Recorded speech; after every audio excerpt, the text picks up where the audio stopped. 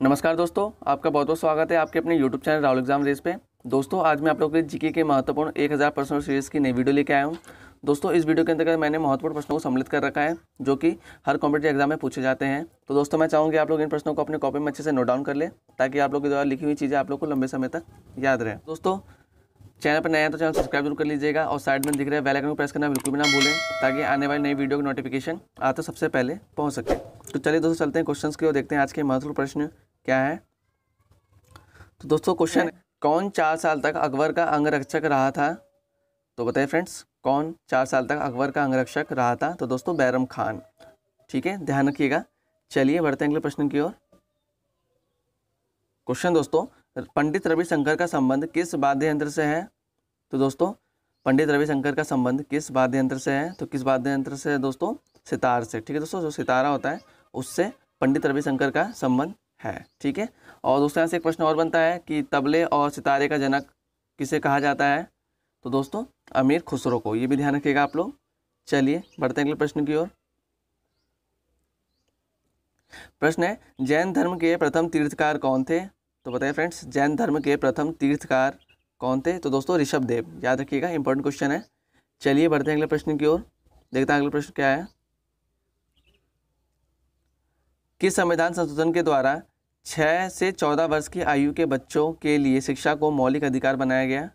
तो बताइए फ्रेंड्स, किस संविधान संशोधन के द्वारा?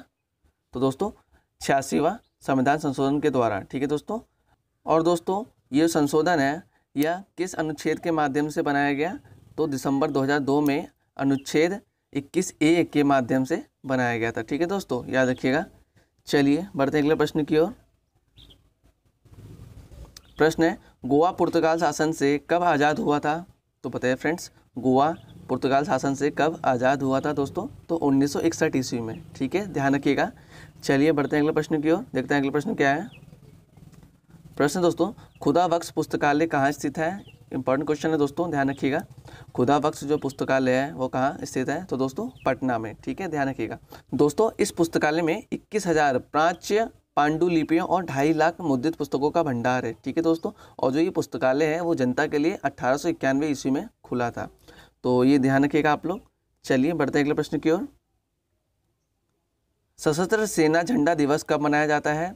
तो बताइए फ्रेंड्स, सशस्त्र सेना झंडा दिवस कब मनाया जाता है? तो दोस्तों 7 दिसंबर को। ठीक है, ध्यान रखिएगा। चलिए बढ़ते हैं अगले प्रश्न की ओर। प्रश्न दोस्तों, भारत में एकमात्र सक्रिय ज्वालामुखी कहाँ स्थित है? तो इंपॉर्टेंट क्वेश्चन दोस्तों ये। तो बताइए फ्रेंड्स, कहाँ स्थित है?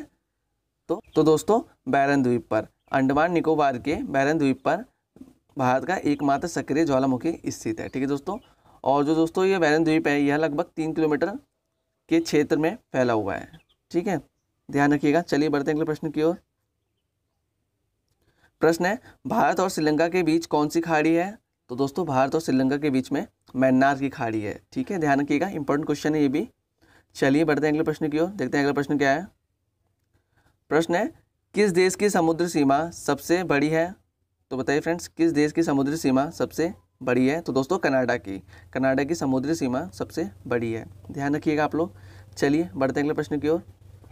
दोस्तों अगर वीडियो पसंद आए तो वीडियो को लाइक जरूर कर दीजिएगा। अगर चैनल पर नया है तो चैनल सब्सक्राइब करना बिल्कुल भी ना भूलें और वीडियो को ज़्यादा से ज़्यादा शेयर करें ताकि और भी स्टूडेंट तक ये वीडियो पहुंच सके। तो दोस्तों प्रश्न है, मौसम संबंधित परिवर्तन वायुमंडल की किस परत में होता है?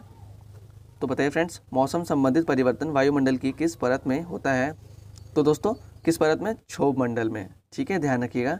अगला प्रश्न है, भारत के किस राज्य की सीमा चीन, नेपाल और भूटान से मिलती है? तो बताइए फ्रेंड्स, भारत के किस राज्य की सीमा चीन, नेपाल और भूटान से मिलती है? तो दोस्तों सिक्किम राज्य की। ठीक है, ध्यान रखिएगा। बात करते हैं सिक्किम की। दोस्तों सिक्किम की राजधानी क्या है? गैंगटॉक। और वर्तमान में सिक्किम के सीएम कौन दोस्तों? प्रेम सिंह तमांग। और गवर्नर कौन दोस्तों? गंगा प्रसाद। तो ये भी ध्यान रखना आप लोग। चलिए बढ़ते हैं अगले प्रश्न की ओर। प्रश्न है, भारत में मेट्रो पुरुष के नाम से कौन विख्यात है? तो बताइए फ्रेंड्स, मेट्रो पुरुष के नाम से किन्हें जाना जाता है? तो दोस्तों ई श्रीधरन को।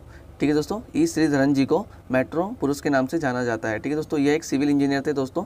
यह 1995 से 2012 तक दिल्ली मेट्रो के निदेशक रह चुके हैं। ठीक है, ये भी ध्यान रखिएगा। चलिए बढ़ते हैं अगले प्रश्न की ओर।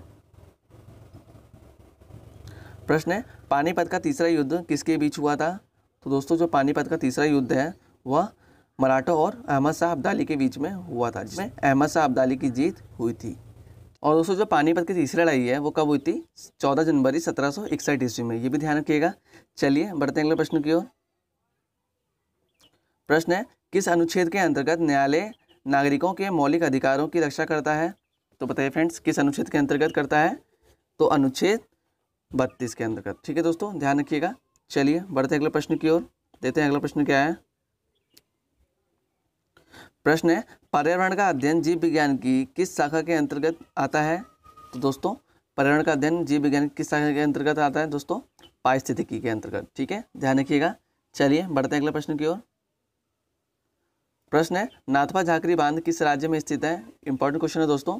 तो बताइए फ्रेंड्स, नाथपा झाकरी बांध किस राज्य में स्थित है? तो दोस्तों हिमाचल प्रदेश में। हिमाचल प्रदेश के सतलज नदी पर नाथपा झाकरी बांध स्थित है। ठीक है दोस्तों, और बात करते हैं दोस्तों हिमाचल प्रदेश की।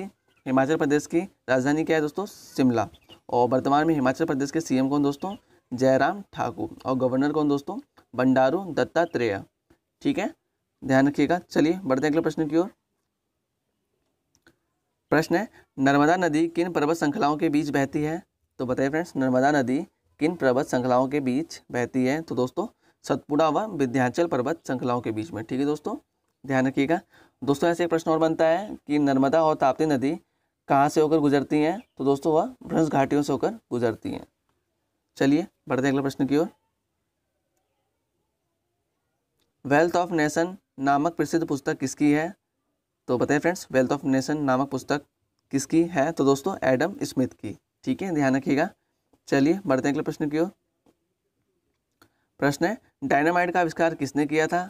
तो दोस्तों इंपॉर्टेंट क्वेश्चन है, डायनामाइट का आविष्कार किसने किया था? दोस्तों अल्फ्रेड नोबल ने। ठीक है, अल्फ्रेड नोबल ने 1867 ईस्वी में किया था। ठीक है, ध्यान रखिएगा। चलिए बढ़ते हैं अगले प्रश्न की ओर, जो कि आप लोग का आज का लास्ट क्वेश्चन और सरप्राइज क्वेश्चन है। तो क्वेश्चन दोस्तों, इटली की गंगा किसे कहा जाता है? तो दोस्तों ये आप लोग आज का सरप्राइज क्वेश्चन, जिसका आंसर आप लोग मुझे कमेंट बॉक्स में जरूर दीजिएगा। तो दोस्तों आशा करता हूँ कि आप लोग को आज की वीडियो पसंद आई होगी। अगर पसंद आई होगी तो वीडियो को लाइक जरूर कर दीजिएगा। अगर चैनल पर नया है तो चैनल सब्सक्राइब करना बिल्कुल भी ना भूलें, और वीडियो को ज़्यादा से ज़्यादा शेयर करें, और एक प्यार से कमेंट करके मुझे जरूर बताएं कि वीडियो कैसी लगी। तो मिलते हैं दोस्तों अगले वीडियो में कुछ नए महत्वपूर्ण प्रश्नों के साथ। तब तक के लिए bye bye, take care, Vande Mataram.